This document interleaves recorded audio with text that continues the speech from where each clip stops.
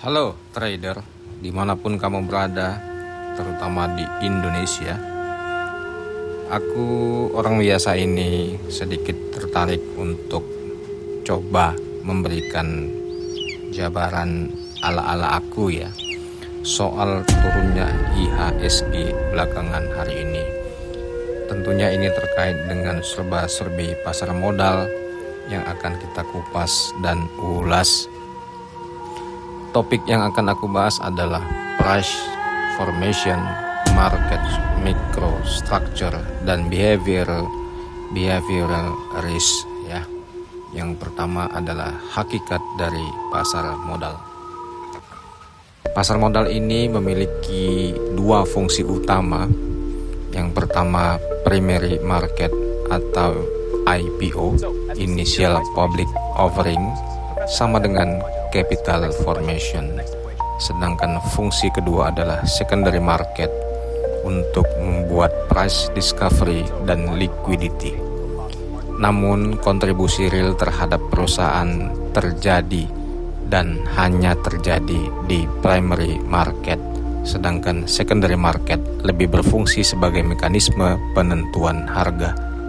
Itu adalah hakikat dari pasar modal, agar kalian bisa paham dari mana memahaminya.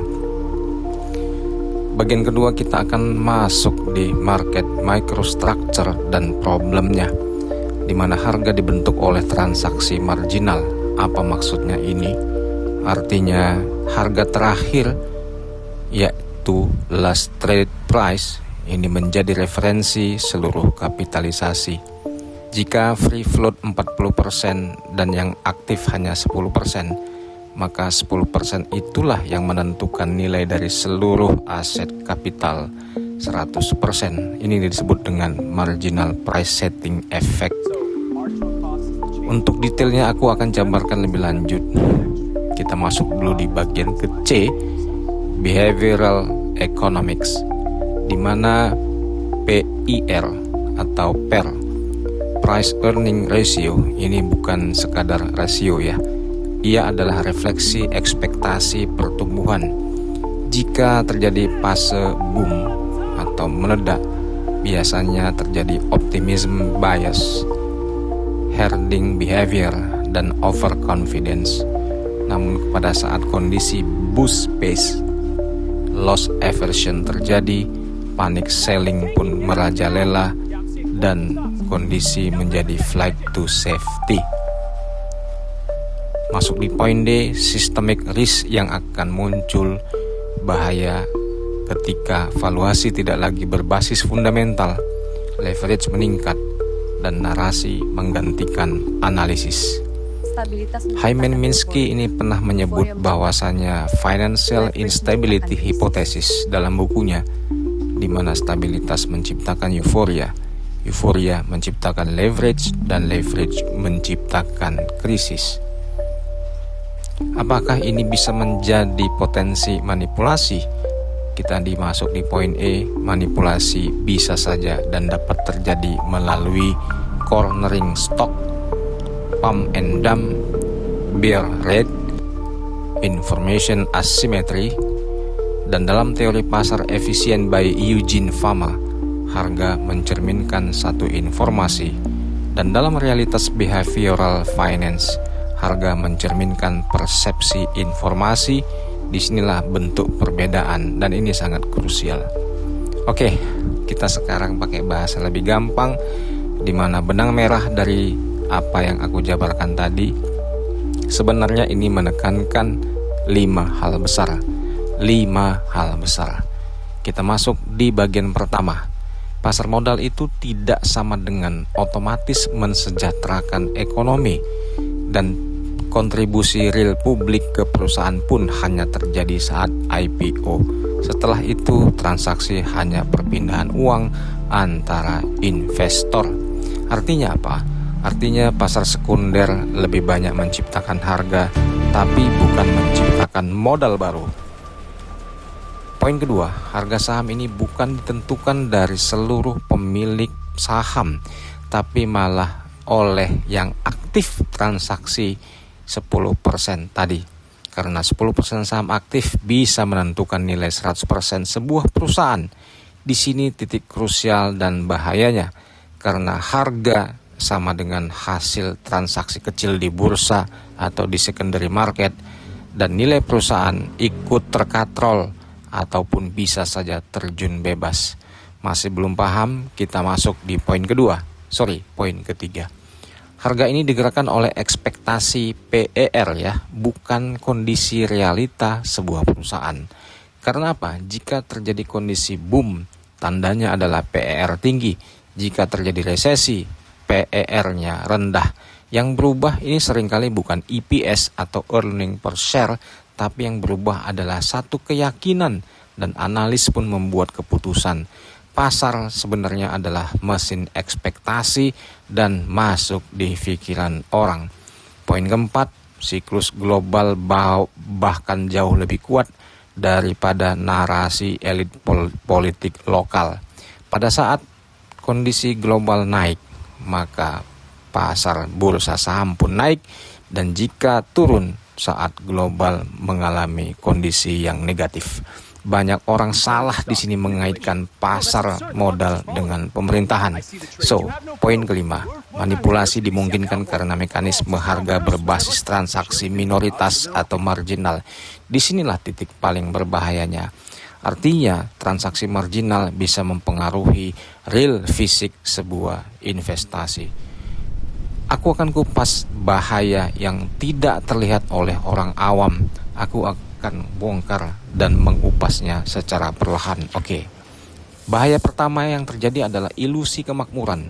Coba bayangin guys, ketika IHSG naik, orang ini merasa kaya ya, net worth-nya naik, optimismenya meningkat. Padahal belum ada arus kas real yang turun ataupun terdistribusi ke masyarakat. Tidak semua orang bisa menjual di harga puncak.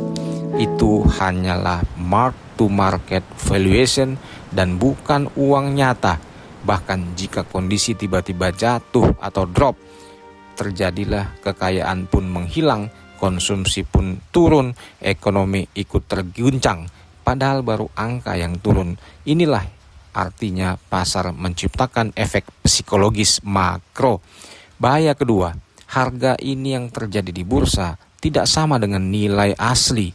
Harga saham kenapa bisa begitu naik sampai 20 kali laba, bisa naik 40 kali laba, bahkan naik 80 kali laba, karena terjadi ekspektasi. Kalau ekspektasi salah, maka price earning ratio terkompresi dan menyebabkan harga runtuh. Orang awam sering menyamakan harga naik sama dengan perusahaan makin bagus dong katanya. Padahal itu cuma bisa jadi PER yang membengkak atau price earning yang meledak. Bahaya ketiga, sebenarnya yang terjadi adalah likuiditas nyata sangat tipis, dampaknya malah lebih besar. Contoh 10% saham aktif tadi, yang marginal tadi loh.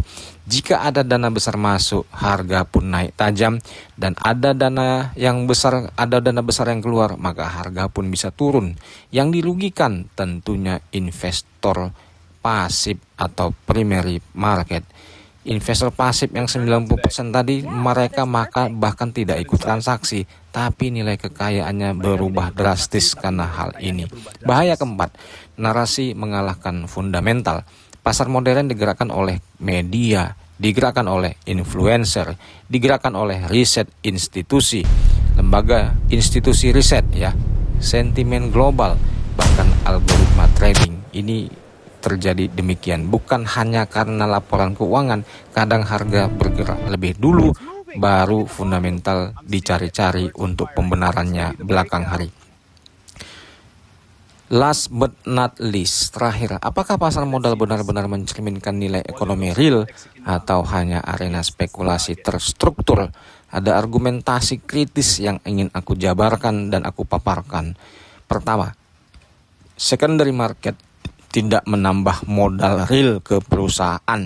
Minoritas aktif menentukan harga mayoritas pemegang saham. Siklus global lebih dominan daripada fundamental asli domestik. Bahkan pasar retail seringkali menjadi liquidity provider terakhir saat bubble.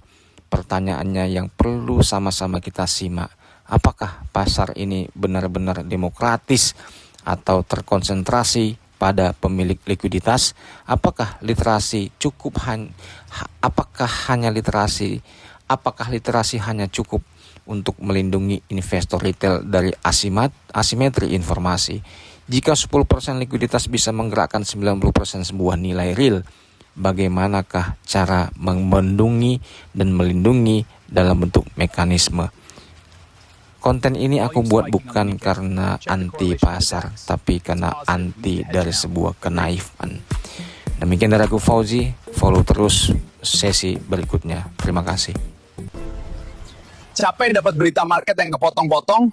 Capek analisa yang muter tapi nggak ngasih arah? Selamat datang di Trading Talks. Kali ini, trader dapat berita market yang praktis, analisa yang komprehensif, dan sudut pandang yang tajam. Tanpa ribet, tanpa basa-basi. Dari Forex, emas, sampai sentimen global, kita bahas apa yang penting, apa yang berdampak, dan apa yang bisa ditrading. Dan kalau kamu mau langsung eksekusi peluangnya, gunakan link trading resmi di s.id/adacuan.